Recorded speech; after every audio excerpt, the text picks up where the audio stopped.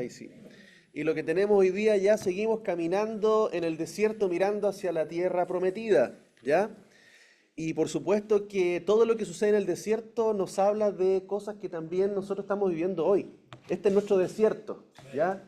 No hay tierra prometida si no pasamos por el desierto, ¿ya? Porque es importante aquí aprender lo que el pueblo de Israel vivió al salir, al atravesar ese lugar y la enseñanza que nos deja en nuestros corazones para que nosotros hoy día escuchemos su voz y no seamos rebeldes, amén. Así como nos muestra en muchas instancias cómo el pueblo también se rebela, ¿ya? Entonces esta porción es Shelach Leja. ¿Qué significa?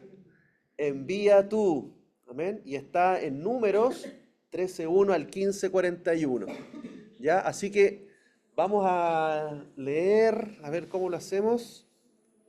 Son varios versículos.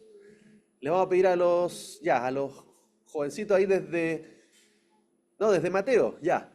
Desde Mateo hacia allá, que puedan ir leyendo la palabra de hoy. ¿Qué dice? Pónganse de pie, acérquense para que puedan ver bien.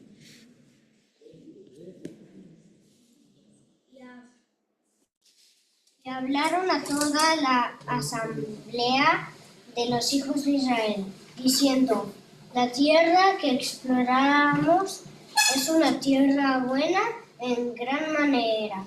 Si Yahweh se agrada de nosotros, Él nos introducirá en esa tierra y nos la entregará. Es una tierra que fluye de leche y miel. Pero no os rebeléis contra Yahvé, ni temáis a la gente del país, pues será como nuestro pan, su defensa se ha apartado de ellos. Yahvé está con nosotros, no estéis atemorizados por ellos. Pero la asamblea entera hablaba de lapidarlos. Entonces la gloria de Yahweh fue vista en la tienda de reunión ante todos los hijos de Israel. Y dijo Yahweh a Moisés: ¿hasta cuándo me despreciará este pueblo? ¿Hasta cuándo se negará a creer en mí, con todos los prodigios que he obrado en su seno? Lo heriré con pestilencia y lo desheredaré, y haré de ti y de la casa de tu padre un pueblo más grande y más fuerte que él. Pero Moisés dijo a Yahvé: se entregarán los egipcios pues en medio de ellos. Tú sacaste a este pueblo con fuerza y se lo dirán a los habitantes de esta tierra. Pues ellos han oído que, oh Yahvé, estás en medio de este pueblo, que tú, oh Yahvé, eres visto cara a cara, que tu nombre está sobre ellos y que tú marchas delante de la cumbre. De columna de nube y de día, columna de fuego de noche. Sí. Si pues hacer morir a tu pueblo como un solo hombre, la gente que ha oído tu fama hablarán diciendo: porque no pudo Yahweh introducir a este pueblo en la tierra que les había prometido mutuamente. Los amadores.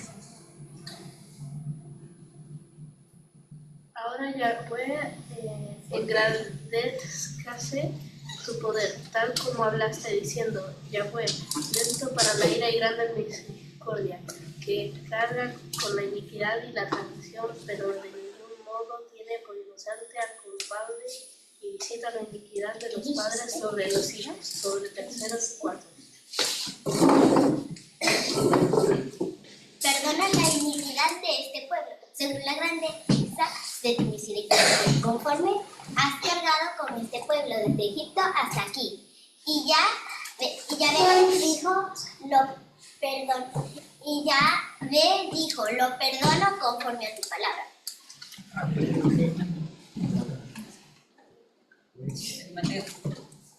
No obstante, tan cierto como yo vivo, y la gloria de Yahweh llena toda la tierra.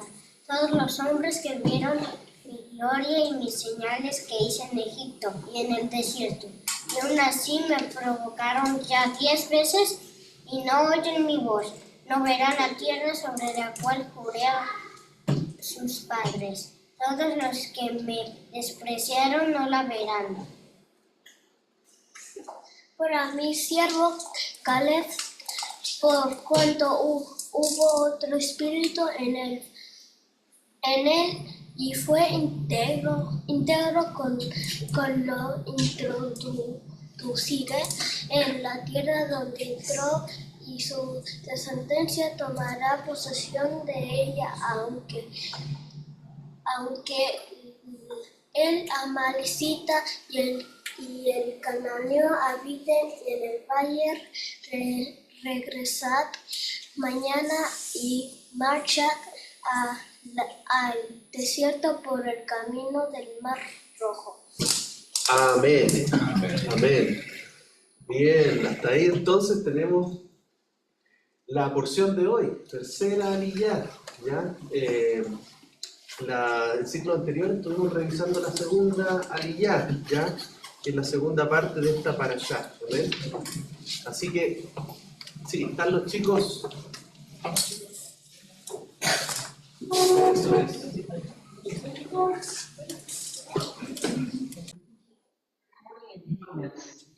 Ya, y después de esta lectura, ¿cierto? Que hemos tenido, estamos acá en el contexto en donde el pueblo se revela de alguna manera a lo que Dios le había dicho. Ya comenzamos con una situación en la cual Dios permite, ¿cierto?, que sean enviados estos espías a la tierra, ya sabiendo que Él les había entregado la tierra, ¿ya?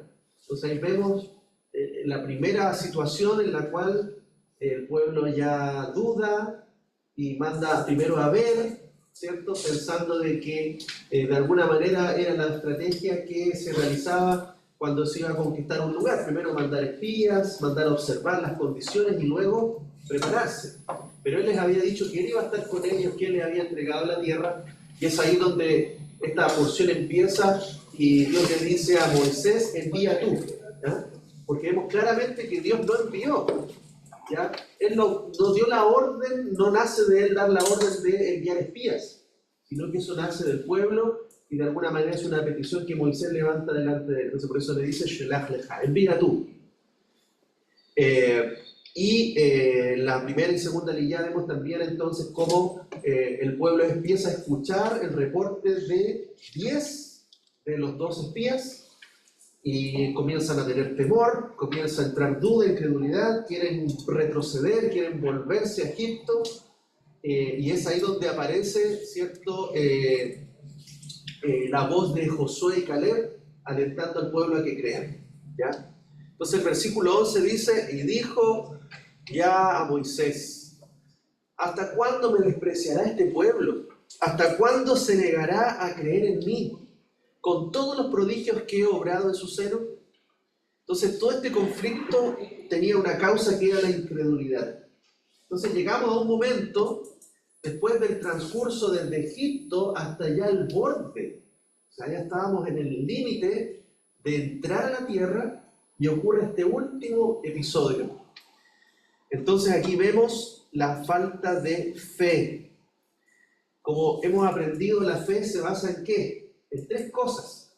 La fe involucra creer, confiar y obedecer. ¿Amén? Creer, confiar y obedecer. Si yo digo que creo en Él, pero no confío, no está completa mi fe. Y si yo creo, confío, pero no obedezco, no se puede consumar esa fe, porque la fe sin obras es muerta. Entonces aquí Dios había dado una palabra. Ya, ellos creyeron la palabra, pero no confiaron. Mandaron espías. Y después no obedecieron, sino que tuvieron temor. Entonces fíjense, la fe allí siempre lucha con el temor, ¿ya? La fe es contraria al temor. Y entonces ahí empieza el pueblo a dudar y finalmente a pecar, porque esa duda, esa incredulidad nos lleva finalmente a decir: ¿sabes qué? Levantemos a alguien que nos lleve de regreso. Y ahí empieza literalmente una rebelión, porque Dios nos estaba llevando a la tierra, pero ellos quieren levantar a otro que los devolviera a Egipto. Entonces, eso es lo que desata esa voz, esa palabra de nuestro Dios, que dice: ¿hasta cuándo me despreciará este pueblo? No era la primera vez. Vamos a ver finalmente que eran ya esta es la 10ª vez que ellos lo provocaban. Entonces dice, ¿hasta cuándo se negará a creer en mí? Con todos los prodigios que he obrado en su seno. Entonces, bueno, igual esto es fuerte. Porque nosotros, de alguna manera, hemos visto milagros de Dios, pero no hemos visto esas cosas que ellos vieron. No vieron todo lo que pasó. No hemos visto con nuestros ojos lo que pasó en Egipto. No hemos visto el que se abra el mar y poder cruzar. No hemos visto el salir agua en el desierto, el caer maná del cielo. No hemos visto esos milagros. Y ellos lo vieron, pero aún así sorprende cómo realmente ellos tuvieron esa incredulidad o esa falta de fe. Entonces aquí el libro de Romanos dice, hablando de Abraham, porque Abraham es considerado el padre de la fe, dice, el cual creyó en esperanza contra esperanza, o sea, incluso en pruebas y dificultades, ¿ya? De años. Y tuvo que esperar a Abraham, no perdió su fe hasta tener al hijo prometido. Dice, para llegar a ser padre de muchos pueblos, conforme a lo que le había sido dicho, así será tu descendencia. ¿Ven? Y que es un versículo que también conocemos porque la fe viene por lo que se oye, por el oír, y el oír ¿qué? La palabra de Dios. Amén. Y fíjense cómo Yeshua, nuestro Mesías, viene a entregarnos esa palabra, a revelarnos esa palabra, ¿cierto? Que en ese momento estaba bajo un velo, estaba bajo una oscuridad, ¿cierto? Y Él viene a traer esa luz para revelarnos también los propósitos escondidos que ya están escritos en la Torá, desde ese tiempo. Y también hay un momento en que los discípulos también tienen esta incredulidad. Y Yeshua también los reprende y les dice, oh generación incrédula y perversa, ¿hasta cuándo estaré con vosotros? ¿Hasta cuándo os soportaré? Traédmelo acá. Y Yeshua lo reprendió y el demonio salió de él. Y el muchacho fue sanado desde aquella hora. Entonces los discípulos se acercaron a Yeshua aparte y dijeron, ¿por qué no pudimos echarlo nosotros? Y les dice, por vuestra poca fe. Porque de cierto os digo que si tuvierais fe como un grano de mostaza, diríais a este monte, pásate de aquí allá, y se pasaría, y nada os sería imposible. Entonces fíjense, ¿qué es lo que genera una reacción de alguna manera de enojo, ¿cierto?, de parte de Dios en nuestra falta de fe? Es la misma reacción que tuvo Dios en el desierto con Israel. Y es la misma reacción que tiene Yeshua con sus discípulos, al no ver la fe que Él realmente quería ver en ellos. Entonces esa es una reacción también que nos llama la atención. Nos dice, oh generación incrédula y perversa, ¿hasta cuándo estaré con vosotros? ¿Hasta cuánto os soportaré? ¿Cierto? Porque la falta de fe es algo que realmente Dios no puede soportar, ¿cierto? Él quiere que realmente creamos y confiemos en Él. Después el versículo 13 dice, pero Moisés dijo a Adonai, se enterarán los egipcios, pues del medio de ellos tú sacaste a este pueblo con fuerza. Entonces aquí vamos a ver que Moshe va a tener una actitud bastante sorprendente, porque él va a comenzar a interceder por el pueblo, a interceder por Israel, aún en todas esas condiciones, ¿ya? Estábamos en un punto, como yo creo, como de ultimátum. Era un momento decisivo, era un momento en que Dios podía decir, ya sabes, destruyo a este pueblo y me tomo otro pueblo. Pero fíjense que Moisés tiene 3 argumentos que presenta delante de él y empieza a clamar y a interceder. Entonces los 3 argumentos de Moisés que él levanta en estos versículos, el primero es el argumento de su promesa. ¿Qué es lo que hacemos nosotros muchas veces en nuestra oración? Recordar las promesas de Dios, ¿cierto? Señor, tú prometiste, tú dices en tu palabra, tú has dicho esto. Y ahí uno se aferra, ¿cierto? Y lo primero que hace Moisés es levantar este argumento de la promesa. Los egipcios dicen, oirán que tú no pudiste cumplir tu promesa. Está en juego el honor de Adonai. Si su promesa se cumplirá o no, el testimonio ante las naciones es muy importante. Entonces lo primero dice, Señor, si tú nos sacaste con mano poderosa de Egipto y ahora los vas a destruir. Tú prometiste que les iba a dar una tierra. Tú le prometiste a Abraham, a Isaac, a Jacob. Entonces ahí viene todo el argumento de Moisés en cuanto a las promesas de Dios. El segundo, el argumento que usa es de su poder. Las naciones de la tierra de Canaán dirán, Adonai no pudo. El honor de Adonai está en juego y por eso Moisés está más interesado en él que de la supervivencia del pueblo. El pueblo merece morir. Pasaron las 10 pruebas y fallaron todas. Por eso el argumento que usa Moisés no es que el pueblo sea salvo, sino que el honor de su nombre sea guardado, sea preservado. Amén. Entonces, aquí es, Señor, tu poder se tiene que manifestar por sobre todas las cosas. No es este pueblo, eres tú. Entonces, ahí es cuando nosotros decimos también, Señor, yo te he fallado, pero tú eres más grande. Señor, yo soy débil, pero tú eres fuerte.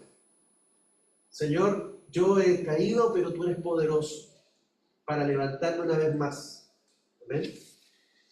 Y el tercer argumento que levanta es de su misericordia. Entonces, 3 elementos, hermano, que nosotros podemos tener en nuestra oración. Porque de la misma manera que el pueblo ha pecado en el desierto, nosotros también hemos pecado, hemos fallado una y otra vez.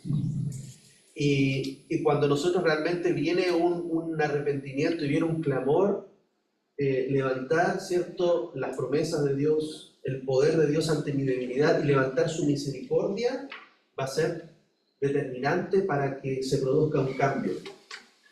Dice también, basándose en la revelación de los 3 atributos de misericordia, Moisés reclama que el Eterno actúe según quien es, misericordioso, que perdona. Dice, muestra quién eres conforme a lo que dijiste. Vemos por lo tanto que también en este caso el nombre de Adonai es el motivo de la intercesión de Moisés. El deseo de Moisés es que el Eterno sea conocido en el mundo y por eso se interpone a la propuesta del exterminio del pueblo y un plan nuevo, aunque él mismo fuera el protagonista. O sea, Moisés estaba en el momento en que Dios le dice, ¿sabes qué, Moisés? Todo este pueblo lo voy a destruir y te voy a dejar solamente a ti. Y de ti y tu descendencia, yo voy a hacer otro pueblo. Entonces, como una oferta tentadora,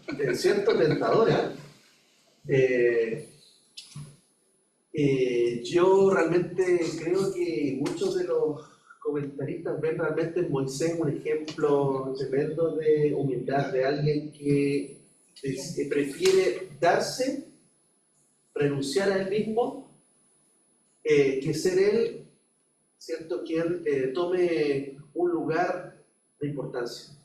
O sea, se entrega por los demás, se da, ¿cierto? Vemos en Moisés también un prototipo del Mesías, que no viene a buscar lo suyo propio, sino que viene a entregarse, a darse por los demás, que no busca su fama, sino que busca glorificar al Padre. Eso es lo que estaba haciendo Moisés, sí, glorificando al Padre. Entonces, realmente sorprende esta situación allí. Dios hablando con él. Y él realmente poniéndose en medio y clamando, intercediendo por todo el pueblo y por la misericordia de Dios. Entonces también él clama a esos atributos, ¿cierto? Oh tú, Adonai, Adonai, clemente, misericordioso, lento para la ira, ¿cierto? Que perdona la iniquidad, que perdona la maldad. Entonces él comienza a recitar las palabras que él mismo le había dado en el monte. Y ahí le dice, Señor, tú eres clemente y misericordioso. Amén. Y ahí le dice, perdona la iniquidad de este pueblo según la grandeza de tu misericordia, conforme has cargado con este pueblo desde Egipto hasta aquí. Entonces miren el corazón que él tenía, no busca su fama, sino que solamente quiere que el nombre de Dios sea engrandecido y la misericordia por todo un pueblo pecador. ¿Ya? Aún así, pidiendo perdón. Ahora, en esas palabras Dios le da una promesa a Moisés. y le dice, de ti haré una descendencia. ¿Mm? Ahora él renuncia. Él dice, no, Señor, que tú guardes a tu pueblo. Entonces, pero aún así esa palabra que Dios declaró también se le cumplió a Moisés, porque después leemos en Primera de Crónicas 23, 15, 17, dice, los hijos de Moisés, Gersón y Eliezer. Hijo de Gersón fue Sebuel, el jefe. Hijo de Eliezer fue Reabías, el primero. Y Eliezer no tuvo otros hijos, pero los hijos de Reabías se multiplicaron grandemente. Entonces vemos también cómo en la descendencia de Moisés también hubo una multiplicación, hubo una bendición que de alguna manera Dios mismo le había dicho en esas palabras. Aun cuando él renunció, dijo, no hagas de mí, sino que seas tú y seas guardado tu pueblo. Aún así esa palabra se ve también en la Escritura que se cumple en la vida de Moisés y en su descendencia. Dice, y Adonai dijo, lo perdono conforme a tu palabra. O sea, después de todo ese clamor hay una declaración de Dios. Y dice, lo perdono conforme a tu palabra. Entonces las palabras de Moisés estaban de acuerdo con las palabras y el honor del Eterno. Por eso su oración tuvo éxito. Cuando oramos las palabras del Eterno y nuestra oración tendrá éxito. Por ahí, ¿cierto? Hay un versículo que dice que no recibimos porque no sabemos pedir. Porque pedimos conforme a nuestra voluntad, a nuestros deleites, a lo que nosotros vemos. Pero cuando nosotros pedimos y oramos bíblicamente, oramos conforme a su palabra, todo lo que nosotros pidamos se va a hacer. Porque nuestra vida estaría alineada a la voluntad de Él y no a la voluntad nuestra. Porque a veces nosotros estamos pidiendo cosas materiales. Pero Dios no está mirando cosas materiales. Para Él lo material es una añadidura.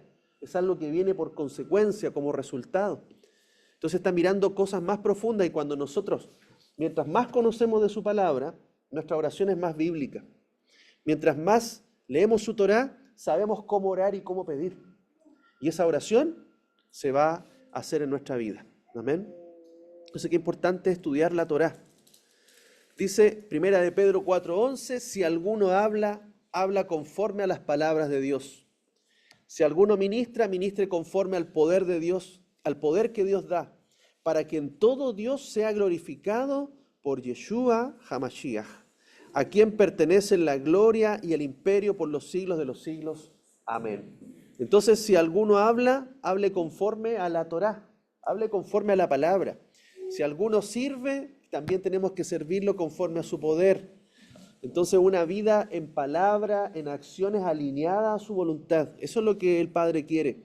Y de alguna manera, si ustedes ven, en Moisés estaba reflejando ese carácter de Dios, clemente, misericordioso, ese carácter de intercesión. Entonces vemos también que Moisés, ¿cierto? Con todo el tiempo que llevaba conversando, hablando, recibiendo palabra de Dios, también eso estaba empapando su corazón, su persona, su carácter, sus palabras. O sea, vemos también, ¿cierto? Como un reflejo del Padre en él.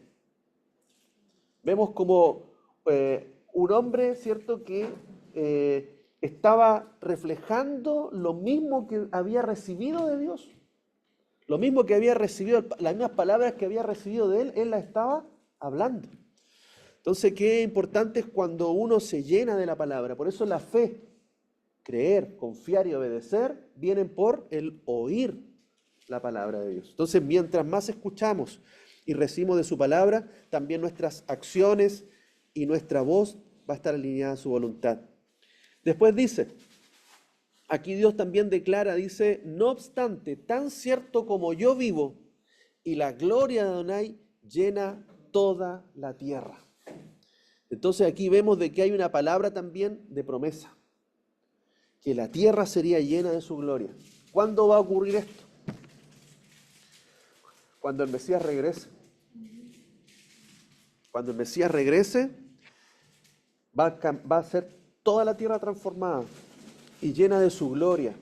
¿Qué significa? Llena de su Torá, llena de su presencia, llena de su luz, llena de su justicia. ¿Amén? Llena de su manifestación. Entonces hay una palabra también que en medio de estas fuertes declaraciones de Dios, promesas, que la tierra sería llena de su gloria. Amén. Pero aún sigue declarando, todos los hombres que vieron mi gloria y mis señales, porque esa era una situación que marcaba la diferencia, dice que hice en Egipto y en el desierto, y aún así me provocaron ya 10 veces y no oyen mi voz. Entonces, fíjense, una cosa es aquellos que no hemos visto y hemos creído. ¿Sí o no? Somos bienaventurados, hermanos, porque nosotros no hemos visto nada. ¿Usted ha visto una nube, hermano, seguirle todo el día? ¿Ha visto una columna de fuego en la noche guiándolo? No, ¿cierto? No hemos visto esos milagros.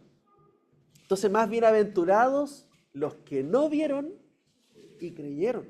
Entonces, nosotros estamos en una condición como de bastante misericordia de Dios. Pero aquí está diciendo los que vieron mi gloria, mis señales que hice en Egipto, en el desierto, hasta acá, y aún así me han provocado 10 veces. Entonces, habían ya 9 oportunidades donde había pasado también. Entonces dice, los hijos de Israel fueron probados 10 veces, como nuestro padre Abraham, que también fue probado, y fallaron en todas las pruebas. Lo más importante no es lo que uno hace cuando es probado, sino cómo uno reacciona. Todas las veces que el pueblo fue puesto a prueba, murmuraron, se rebelaron. Por eso no eran dignos de entrar en la tierra. Entonces vemos que hay un perdón para el pueblo. Hay un perdón para esa descendencia, pero los que se rebelaron no iban a entrar a la tierra. Amén. Entonces, aquí podemos ver las 10 veces que el pueblo provocó al Señor. Hay 10 pruebas aquí. Y de esas 10, hasta ese momento, eran las que ellos habían provocado al Señor con su murmuración o con su rebelión. 2 pasaron en el mar Rojo, o el mar de Yamsuf, ¿ya? Ahí están las citas, una antes de entrar y una al pasar el mar. También 2 a causa del agua, cuando no tenían para beber. 2 a causa del maná, también, cuando reclamaron por el maná. Y también cuando alguien salió a buscar maná en el Shabbat. 2 a causa del alimento, también de la carne, cuando empiezan a pedir carne, codornices. Una vez con el becerro de oro. Y esta última ya con el pecado de los exploradores o los espías en la tierra. Entonces, fíjense, era una trayectoria de bastantes situaciones que ya generaron un momento en que Dios quiso cortar, destruir completamente a todo el pueblo y comenzar todo de nuevo, ¿cierto? Pero ahí Moisés es clave para esa preservación del pueblo de Israel. Amén. Si no, sería el pueblo de Moisés. ¿Eh? Ahora dice, pero, y este pero es bueno, a mi siervo Caleb y también Josué, ¿ya? No lo menciona directamente aquí en el pasaje, pero recuerden que era Josué y Caleb. Por cuanto hubo otro espíritu en él y fue íntegro conmigo, lo introduciré en la tierra donde entró y su descendencia tomará posesión de ella. ¿Ven? Entonces aquí, después de un juicio, después de palabras de castigo, viene también palabra de promesa y de bendición. Amén. Porque la palabra dice, Dios resiste a los soberbios, pero da gracia a los humildes. Amén. Entonces, Josué y Caleb habían marcado una diferencia en nuestra actitud de cómo nosotros estamos viendo las cosas. Miren, lo que trajeron los espías, ¿se acuerdan qué lo que eran? Racimos de uva. Dice que eran gigantes. Dice algunos textos, dice que tuvieron que traer entre 8 hombres una especie de madero y para poder ahí traer las uvas. Porque eran, imagínense un racimo de ese porte. ¿Usted se imagina entonces de qué porte era el árbol? ¿De qué porte era el árbol? ¿Cierto? Hay mucha evidencia de árboles gigantes. ¿Ah? Ellos vieron gigantes. ¿Ah? Y realmente gigantes. No estamos hablando de gigantes como Goliat, que era de apenas 3 metros. Estamos hablando de gigantes mucho más grandes. Recuerden que el rey de Og ya medía 4 metros. Y de ahí para arriba. Entonces, pero ¿qué es lo que ellos vieron? Vieron unos tremendos racimos de uvas. Vieron los racimos, pero escucharon de gigantes y tuvieron miedo. Por eso fíjense qué importante es lo que oímos. Porque ellos estaban viendo, fíjense, estaban viendo ese racimo gigante y estaban comprobando que la tierra era buena, tierra donde fluye leche y miel. A esa tierra yo los voy a llevar, hermano, con una sola, ¿cómo se dice? Con una sola uvita hacemos litros de jugo, de vino. ¿Ah? Exprimimos una sola uvita, ¿cierto? Y llenamos una botella. ¿Ah? Entonces, hermano, fíjense la bendición. Entonces me sorprende, y en realidad digo, Señor, no estás hablando en esto porque a veces uno ve, pero hace más caso a lo que escucha. Porque el temor entra aquí. Entonces, por eso fíjense que dice el oír la palabra. Por eso el cómo nosotros transmitimos, el cómo nosotros hablamos de la palabra, hablamos de las maravillas, es importante. Entonces ellos, ante lo que estaban viendo con sus ojos y escuchando de gigantes, tuvieron más temor a los gigantes. Entonces así nosotros también en la vida a veces estamos mirando, hemos visto milagros, pero aún así a veces viene incredulidad. ¿Por qué? Porque cuando empezamos a hablar, oye, no, es que está difícil, es que la crisis, es que esto otro, todas esas situaciones que como comenzamos a hablar van a traer temor en nuestra vida. Entonces, acá vemos que Caleb y Josué fueron hombres de fe, hombres que le creyeron, porque ellos, hermanos, vieron a los gigantes. Ellos los vieron. Pero ellos dijeron, mi Dios es más grande que estos gigantes. Si Dios lo prometió, Dios lo va a hacer. Si Él nos dijo que iba a dar la tierra, la vamos a conquistar. ¿Cómo? No sé, Dios va con nosotros. Y eso es lo que trataron de hacer en ese momento. Josué y Caleb levantan la voz y empiezan a hablar, hermanos. Hay una tierra buena, Dios nos dio la tierra, Él nos prometió, pero ellos continuaron con esa rebelión. Entonces aquí solamente es mencionado Caleb. Es interesante. ¿Por qué? Porque aquí se estaba declarando una palabra, una bendición y una promesa específicamente para Caleb. ¿Por qué? Porque Caleb y Josué tuvieron distintas bendiciones de Dios, por así decirlo. Entonces en este versículo se abstiene de mencionar en el mismo contexto las recompensas de Josué o Yehoshua, ¿ya? Así se llamaba Josué en hebreo. Y de Caleb, ¿por qué? Porque fueron diferentes. Las diferentes promesas y bendiciones que recibieron ellos, ¿cierto? Solamente es mencionada la de Caleb aquí. Dice, mientras a Caleb le fue adjudicada la ciudad de Hebrón, o Hebrón, emplazada en el territorio de la tribu de Judá, Yehoshua le fue conferido el liderazgo del pueblo como sucesor de Moshe. ¿Ya? Entonces aquí, claro, llama la atención en primera instancia por qué solamente menciona a Caleb. ¿Por qué no menciona a Josué? Y es porque está especificando aquí una promesa y una palabra para Caleb. Pero en el versículo posterior, en Números 14:30, versículos más adelante dice, no entraréis en la tierra por la cual alcé mi mano para jurar que os haría morar en ella, excepto Caleb ben Jefone y Josué, hijo de Nun. ¿Ya? Y después menciona, en el número 27, 18 y 19, y Adonai respondió a Moisés, toma a Josué, hijo de Nun, varón en el cual hay espíritu, e impondrás tu mano sobre él y harás que se presente ante el sacerdote Eleazar y ante toda la comunidad y le impartirás autoridad ante ellos. ¿Amén? Entonces vemos aquí que hubo una promesa para Caleb, pero también una promesa para Josué. Distintos roles, porque Josué fue finalmente escogido para suceder a Moisés. ¿Se acuerdan de qué tribu era Josué y Yehoshua?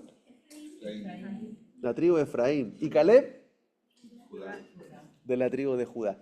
Fíjense, Judá y Efraín. Judá iba al oriente, Efraín al occidente. ¿Ya? Y los dos líderes de las dos casas de Israel. Ahí están las dos casas, la casa de Judá y la casa de Israel, o también de Efraín, como líder, como primogénito. Recuérdense la primogenitura: Efraín, Judá y Leví. Entonces vemos ahí que en estos dos hombres, estas dos tribus, están representadas también las dos casas de Israel. ¿Ya? Y vemos que el liderazgo viene por Efraín, a través de Yehoshua. Entonces, perdón, aquí iba a mencionar algo, no sé si lo puse, aquí está.